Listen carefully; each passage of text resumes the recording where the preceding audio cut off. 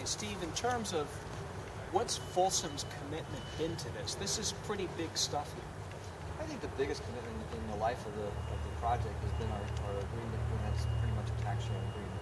Recognizing economics the way they are, we've been very flexible on modifying the project, modifying the tax sharing agreement, modifying time frames, and also establishing a fee deferral program so we can get this thing out of here.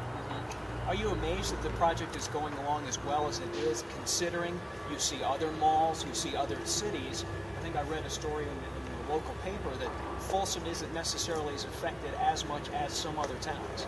You know, I can't say that I'm amazed truly because, you know, knowing who's building it, Mr. Gary Elliott and his crew, this is something that's been well planned, it's been well versed with the city, it's been really laid out in the choreography of time frames and elements and projects and phases, so no, it's really not surprising to us. In my opinion, it's actually right on target. So at the end of the day, will this be part of your legacy as mayor that you could say, hey, under my leadership, we got the Palladio through during some pretty tough times? Yeah, I'd like to think that had a little bit something to do with it, yes. It's one of those things that, quite frankly, even in my planning commission days, you know, the mall was spoken about. Even when I was running the Chamber of Commerce, the mall was spoken about. And you know, being on city council for 15 years, I've seen all of the different phases and versions of the mall, and many trips. Yes, I'm hoping that someone can say, hey, we actually got the mall open under Mayor Miklos, and among some other things we've done. But this is certainly got to be one of the highlights of my career. How long ago can you remember somebody coming up, and what was the first thought? I mean, was this exactly what was mentioned from day one, and when was day one?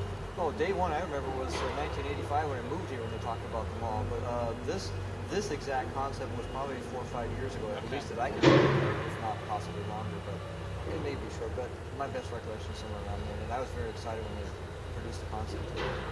Russ, no, go ahead, sir. It was about 4 or 5 years ago. Yeah. One quick question. Is this kind of like another jewel to add to the Folsom area? You know, you do have other things here. You have Intel, people already know. You already have the factory stores. Is this another jewel that you can say, hey, we have another thing now that adds more to this area of humanity? Actually, and that gets back to your original point about, you know, why is this being built? Does it surprise us? The integration of this project along with the Kaiser project, which is the other 50 acres we mentioned, 100-some acres, integrates exactly another opportunity for not only job creation, but where people can actually live, work, and play within walking distance. So it's really a synergy of a lot of things coming together at one time. Very well planned out. Are there people over at the factory outlets worried about this, or do you look at it that people will shop either here or there and go, let's swing by the outlets and see if they don't have that for maybe a little less or something? I absolutely believe it's complementary.